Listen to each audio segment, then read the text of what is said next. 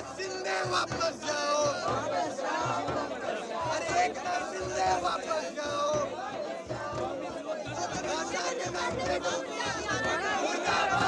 नहीं लेंगे तो जेएनयू उसका प्रतिरोध करेगा और उसी की आवाज यहाँ बनकर हम यहाँ पे खड़े हैं।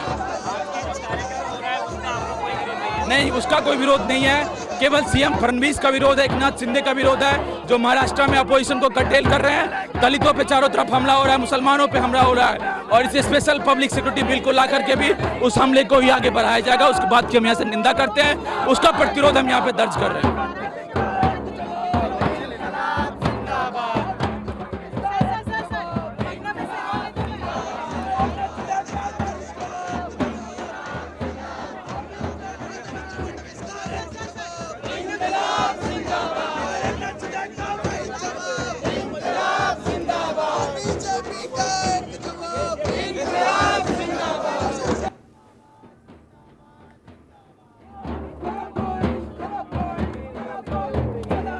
तर आपण या दृश्यांच्या माध्यमातून पाहू शकतो, दिल्लीतली ही दृश्य आहे। जेएनयू मध्ये एसएफचं फडणवीसांविरोधात आंदोलन सुरू आहे। तर जेएनयू मधली ही दृश्य आहेत, विद्यार्थी देखील या ठिकाणी एकवटलेले आहेत आणि देवेंद्र फडणवीस यांच्या विरोधात त्यांनी आंदोलन पुकारलंय।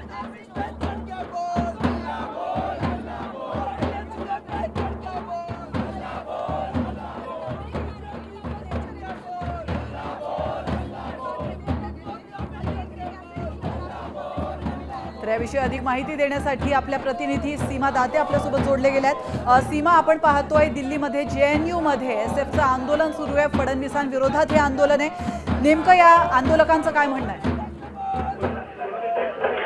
नक्कीच प्राची, आपण पाहतोय आता काही वेळातच देवेंद्र फडणवीस जे आहेत ते या ठिकाणी येणार आहेत। खरं तर दिल्लीच्या जेएनयू विद्यापीठामध्ये छत्रपती शिवाजी महाराज अध्यासन केंद्र आणि कवी कुसुमाग्रज मराठी भाषा अध्यासन केंद्र सुरू होणार आहे आणि याचा उद्घाटन कार्यक्रम जो आहे तो आता काही वेळातच आहे। मात्र या कार्यक्रमाला खरं तर जेएनयूचे विद्यार्थी जे आहेत ते विरोध करतायत।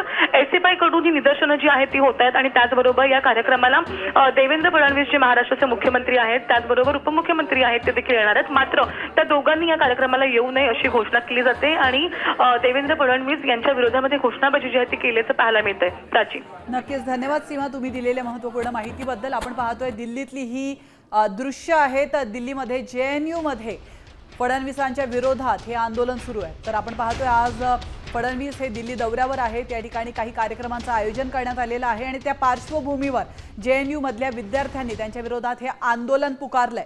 जेएनयू मधील आता isakal.com आहे देशातील नंबर 1 ची मराठी न्यूज वेबसाईट। प्रत्येक अपडेटसाठी isakal.com ला नक्की भेट द्या।